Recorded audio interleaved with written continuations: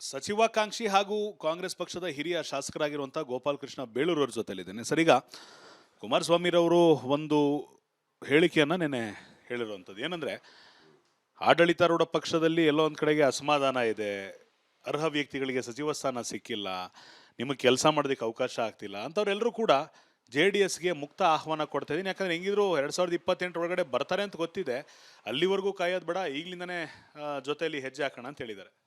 Sir ನೋಡಿ, ಯಾರೋ ಒಬ್ಬಿಬ್ಬರು ಅಸಮಾಧಾನ ಆಗಿರೋದು ಸತ್ಯ. ಈಗ ನಮಗೂ ಕೊಟ್ಟಿಲ್ಲ, ನಾವು ಅಸಮಾಧಾನ ಆಗಿದ್ದೇವೆ. ಈಗ ರಾಜ್ಯದ ಸರ್ಕಾರದ ಹಿತದೃಷ್ಟಿಯಿಂದ, ನಮ್ಮ ನಾಯಕರಾದ DK ಶಿವಕುಮಾರ ಹಿತದೃಷ್ಟಿಯಿಂದ ಮತ್ತು ರಾಜ್ಯ ಇವತ್ತು DK ಶಿವಕುಮಾರ್ ಮುಖ್ಯಮಂತ್ರಿಗಳಾದ ಮೇಲೆ ಇವತ್ತು ರಾಜ್ಯದಲ್ಲಿ ಒಂದು ಹೊಸ ಸಂಚಲನ ಬಂದಿದೆ. ಇವತ್ತು ಕಾಂಗ್ರೆಸ್ ಕಾರ್ಯಕರ್ತರಲ್ಲಿ ಹುಮ್ಮಸ್ಸು ಬಂದಿದೆ. ಇಂಥದ್ರಲ್ಲಿ ಯಾರಾದರೂ JDSಗೆ ಹೋಗ್ತೀನಿ ಅನ್ನೋದು ಇದೆಯಲ್ಲ, ಅದು ಮೂರ್ಖತನ ಆಗುತ್ತೆ. ಅಷ್ಟು ಬಿಟ್ಟರೆ ನಮ್ಮಲ್ಲಿ ಆ ಥರ ಗೊಂದಲ ಇಲ್ಲ. ಒಬ್ಬಿಬ್ರು ಗೊಂದಲ ಇದೆ ಬಿಡಿ, ಇಲ್ಲ ಅಂತ ಇಲ್ಲ. ಗೊಂದಲ ಸ್ವಲ್ಪ ಎಲ್ಲ ಪಕ್ಷದ ಇದೆ. BJPಯಲ್ಲಿ 3 ಬಾಗಿಲಾಗಿದೆ, ಅದು ಬೇರೆ ಪ್ರಶ್ನೆ. ಆದರೆ ಯಾರೂ ಸಹ JDSಗೆ ಹೋಗುವಂಥ ಪ್ರಶ್ನೆ ನಮ್ಮಲ್ಲಿ ಕಂಡು ಬರೋದಿಲ್ಲ. ಈಗ ನಾವು ಒಂದಿಷ್ಟು ಜನ ಈಗಾಗಲೇ ಹೋಗಿರೋದು ಕೂಡ ನೋಡಿದ್ದೇವೆ. ನೆಕ್ಸ್ಟು ಲಿಸ್ಟಲ್ಲಿರುವಂಥದ್ದು ರಾಜಣ್ಣ ಅವ್ರು ಇರ್ಬೋದು, ಮಂಡ್ಯ ಭಾಗದಲ್ಲಿ ಇರ್ಬೋದು, ಜಮೀರ್ ಅವ್ರಿಗೂ ಅಸಮಾಧಾನ ಇದೆ, ಬೇಳೂರು ಅವ್ರಿಗೆ ಅಸಮಾಧಾನ ಇದೆ, ಯಾರ್ಯಾರಿಗೆ ಸಚಿವ ಸ್ಥಾನ ಸಿಕ್ಕಿಲ್ಲ ಅವ್ರಿಗೆ ಅಸಮಾಧಾನ ಇದೆ. ಪ್ರಾದೇಶಿಕ ಪಕ್ಷದ ಜೊತೆ ಕೈ ಜೋಡಿಸಿದ್ರೆ ಎಲ್ಲರೂ ಸಲೀಸಾಗಿ ಸರ್ಕಾರ ನಡೆಸೋಣ ಅನ್ನೋ ರೀತಿ ಮಾತು ಬಂದಿದೆ. ನೋಡಿ, ಕುಮಾರಸ್ವಾಮಿ ಅವರು ಯಾವತ್ತೂ ಅಷ್ಟೇ ನೆನ್ಪಿಡ್ಕೊಳ್ಳಿ. ಕುಮಾರಸ್ವಾಮಿ ಅವರು 2 ವರ್ಷ ನಿಮಗೆ ಅಧಿಕಾರ ಕೊಟ್ಟರು, ಕಾಂಗ್ರೆಸ್ ಸರ್ಕಾರ ನಾವು ಅಧಿಕಾರ ಕೊಟ್ಟರು. ಯಾವ ರೀತಿ ಮಾಡಿದರು ಅವರು? ಅವರಿಗೆ ಅಧಿಕಾರ ಸಿಕ್ಕವರಿಗೆ ಮಾತ್ರ. ಅಧಿಕಾರ ಸಿಗದಾಗ ಜನರ ಪರವಾಗಿ, ಶಾಸಕರ ಪರವಾಗಿ ಇರ್ತಾರೆ. ಅಧಿಕಾರ ಅವ್ರದ್ದು ಏನು ಉದ್ದೇಶ ಏನು ಗೊತ್ತಾ? ದೇವೇಗೌಡರದ್ದು ಇವ್ರದ್ದು ಮಗನ ಪಟ್ಟಾಭಿಷೇಕ ಮಾಡಬೇಕಷ್ಟೇ. ಅವ್ರ ಪಟ್ಟಾಭಿಷೇಕ ಮಾಡಿ ಮಗನ ರಾಜ್ಯಾಧ್ಯಕ್ಷರು ಮಾಡಿಬಿಟ್ಟು ಪಕ್ಷ ಕಟ್ಟಕ್ಕೆ ಮಾಡಬೇಕು ಅನ್ನೋ ಉದ್ದೇಶ ಬಿಟ್ಟರೆ ಬೇರೆ ಯಾವ ಉದ್ದೇಶನೂ ಇಲ್ಲ ಸರ್. ಬರೆದಿಡ್ಕೊಳ್ಳಿ, ನಮ್ಮ ಪಕ್ಷದಿಂದ ಯಾರು ಇವತ್ತು JDSಗೂ ಹೋಗೋದಿಲ್ಲ, BJPಗೂ ಹೋಗೋದಿಲ್ಲ. 28ಕ್ಕೆ ಮತ್ತೆ ಈ ನಮ್ಮ ರಾಜ್ಯದ ಸರ್ಕಾರ ತರಲಿಕ್ಕೆ ಮುಖ್ಯಮಂತ್ರಿಗಳು ತಯಾರಿದ್ದಾರೆ. ಖಂಡಿತ ಯಾರು ಬಿಟ್ಟು ಹೋಗೋದಿಲ್ಲ. ಅಸಮಾಧಾನ ಆಗಿರುವಂತಹ ಶಾಸಕರು ಎಲ್ಲರೂ ಕೂಡ ಒಂದ್ ಕಡೆ ಸಾಫ್ಟ್ ಕಾರ್ನರ್ ತೋರ್ಸಕ್ ಸ್ಟಾರ್ಟ್ ಆಗಿದೆ ಸರ್ಕಾರದ ಬಗ್ಗೆ, DK ಶಿವಕುಮಾರ್ ಅವ್ರ ಬಗ್ಗೆ. ಎಲ್ಲೋ ಒಂದ್ ಕಡೆ DK ಶಿವಕುಮಾರ್ ಅವ್ರು ಏನಾದ್ರು ಕರೆದು ಮಾತಾಡಿದಾರಾ, ಭರವಸೆ ಕೊಟ್ಟಿದ್ದಾರಾ, ಅಥವಾ ಅವ್ರ ಸ್ಟೈಲಲ್ಲಿ ಏನಾದ್ರು ಇಲ್ಲ ನೀವು ಮಾಡಬೇಕು ಅಂತ ಹೇಳಿದಾರ? ನೋಡಿ, ಅವ್ರದ್ದು ಏನೂ ನಡೆಯೋದಿಲ್ಲ. ಇಲ್ಲಿ ಹೈಕಮಾಂಡ್ ಬೇರೆ ಇರುತ್ತಲ್ವ. ಹಾಗಾಗಿ ಮಾಜಿ ಮುಖ್ಯಮಂತ್ರಿಗಳು ಅವರು ಇಬ್ಬರು ಭಾರಿ ಪ್ರಯತ್ನ ಪಟ್ಟಿದ್ದಾರೆ ಯಾರ್ಯಾರು ಕೊಡಿಸ್ಬೇಕನ್ನೋದು. ನನಗೂ ಪ್ರಯತ್ನ ಪಟ್ಟಿದ್ದಾರೆ, ಪಾಪ ಆಗಲಿಲ್ಲ. ಹೈಕಮಾಂಡ್ ನಿರ್ಧಾರಕ್ಕೆ ನಾವೇನು ಮಾಡೋಕ್ಕಾಗುತ್ತಲ್ವ. ನಮಗೂ ಅಸಮಾಧಾನ ಇತ್ತು. ಮುಖ್ಯಮಂತ್ರಿಗಳು ಮಾತಾಡಿದ ಮೇಲೆ ಆಯಿತು, ನಾನು ಇದನ್ನೆಲ್ಲ ಮುಖ್ಯಮಂತ್ರಿಯಾಗಿ ಯಾಕ್ರೋ ಈಗ ಮಾಡ್ತೀರಾ ಅಂದರೆ ಆಯಿತು. ಹಾಗಾಗಿ ಸರ್ಕಾರದಲ್ಲಿ ಯಾವುದೇ ಇದಿಲ್ಲ, ಹಾಗಾಗಿ ಬಂಡಾಯ ಮಾಡುವಂಥ ಪ್ರಶ್ನೆ ಇಲ್ಲ. ಯಾಕೆಂದರೆ ನಮಗೆಲ್ಲ ಮುಂದೆ ನಮ್ಗೆ ಗೊತ್ತಿದೆ, ನಮಗೆ BJPಯ ಆಡಳಿತ, BJPಯ ಇವತ್ತಿನ ವಿರೋಧ ಪಕ್ಷವಾಗಿ ಯಾವ ರೀತಿ ಇದೆ ಅನ್ನೋದು ನಮಗೆಲ್ಲರಿಗೂ ಗೊತ್ತಿದೆ. ಹಾಗಾಗಿ ಯಾರೂ BJP ಹೋಗುವಂಥ ಪ್ರಶ್ನೆ ಇಲ್ಲ, ಯಾರೂ ದಳಕ್ಕೆ ಹೋಗುವಂಥ ಪ್ರಶ್ನೆ ಇಲ್ಲ. ಮತ್ತು BJPಯವರೇ ಕಾಂಗ್ರೆಸ್ ಏನು ದಳದವರು ಅವರೇ ಸಹ ಕಾಂಗ್ರೆಸ್ ಪಕ್ಷಕ್ಕೆ DK ಶಿವಕುಮಾರ್ ನೇತೃತ್ವದ ಸರ್ಕಾರದಲ್ಲಿ ಬರ್ಬೋದು ಅನ್ನೋ ನಿರೀಕ್ಷೆ ನಾವಿದ್ದೀವಿ.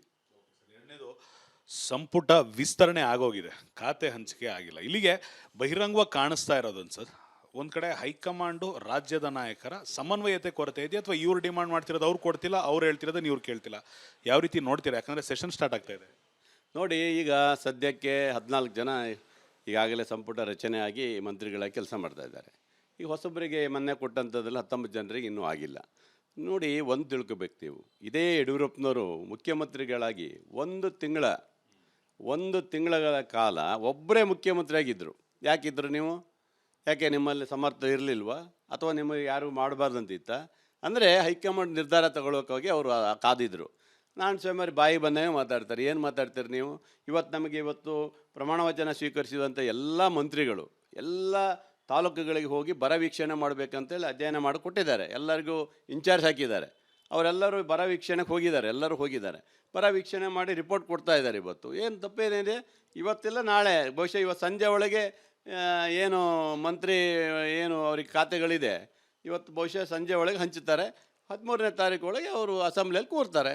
ಸರ್, ಇಲ್ಲಿ ಟೆಕ್ನಿಕಲ್ ಸಮಸ್ಯೆ ಏನಂದ್ರೆ, ಯಡಿಯೂರಪ್ಪನವ್ರು ಒಬ್ಬರೇ ಇದ್ರು, ಅಸೆಂಬ್ಲಿ ನಡೀತಾ ಇರಲಿಲ್ಲ, ಅಧಿವೇಶನ ಸಿಚುವೇಶನ್ ಆಗಿರಲಿಲ್ಲ. ಈಗಿರುವಂಥ ಸಿಚುವೇಶನ್ ಒಂಥರ ಸ್ಪೆಷಲ್ ಆಗಿದೆ. ಯಾಕಂದ್ರೆ ಖಾತೆ ಹಂಚಿಕೆ ಆಗದಿರೋದ್ರಿಂದ ಬೈ ಚಾನ್ಸ್ ಇವತ್ತು ಖಾತೆ ಕೊಡ್ತಾರೆ ಅಂತ ಇಟ್ಕೊಳ್ಳಿ, ಉತ್ತರ ಕೊಡಬೇಕಾದಂಥ ಸಚಿವರಿಗೆ ಬ್ರೀಫಿಂಗ್ ಆಗಬೇಕು, ಅದ್ರ ಬಗ್ಗೆ ಒಂದಿಷ್ಟು ಅರಿವಾಗಬೇಕು, ಜ್ಞಾನೋದಯ ಆಗಬೇಕು, ಅಥವಾ ಒಂದಿಷ್ಟು ಜ್ಞಾನಾರ್ಜನೆ ಕೂಡ ಆಗಬೇಕಾಗತ್ತೆ. ಇದು ಸಮಸ್ಯೆ ಆಗ್ಬೋದಾ ಅಂತ ಹೇಳಿ? ಹೊಸಬ್ರು ಯಾರಿದ್ದಾರೆ? ಬಸವಂತಪ್ಪ ಒಬ್ಬರೇ ಹೊಸಬ್ರು ಅಲ್ವಾ? ಯತೀಂದ್ರ ಒಬ್ಬರು ಹೊಸೊಬ್ರು ಇರ್ಬೋದು, ಎರಡೇ ಜನ ತಾನೆ, ಮತ್ತೆ ಯಾರೂ ಇಲ್ಲಲ್ಲ. ಹಾಗಾಗಿ ಎಲ್ಲರಿಗೂ ಅಭ್ಯಾಸ ಇದೆ, ಎಲ್ರಿಗೂ ಗೊತ್ತಿದೆ ಇದು ಯಾವ್ದು ಬ್ರೀಫಿಂಗ್, ಎಲ್ಲದೂ ಮಾಡೋಕ್ಕೆ ತಯಾರಿದ್ದಾರೆ. ಯಾವ ಸಮಸ್ಯೆನೂ ಇಲ್ಲ ಸರ್. ಈ ಸಮಸ್ಯೆ ಇರೋದು ಇವತ್ತು JDS ಮತ್ತು BJPಯವರಿಗೆ ಮಾತ್ರ. ಅವ್ರನ್ನ ಎಲ್ಲಿ ಹೊಂದಾಣಿಕೆಯಲ್ಲಿ ಎಲ್ಲಿ ನಿನ್ನೆ ಪ್ರೊಟೆಸ್ಟ್ ಮಾಡಿದ್ರಲ್ಲ, ಎಲ್ಲಿದ್ದರು BJPಯವರು? ಅಶೋಕ್ ಬಂದು ಮುಖ ತೋರಿಸಿ ಹೋದರು. ಆನಂತರ ಯಾರು ಬಂದರು ಅಲ್ಲಿ? ಅವರಲ್ಲಿ ಬಾವುಟ ಇದ್ದಿದ್ದೆ JDS ಬಾವುಟ.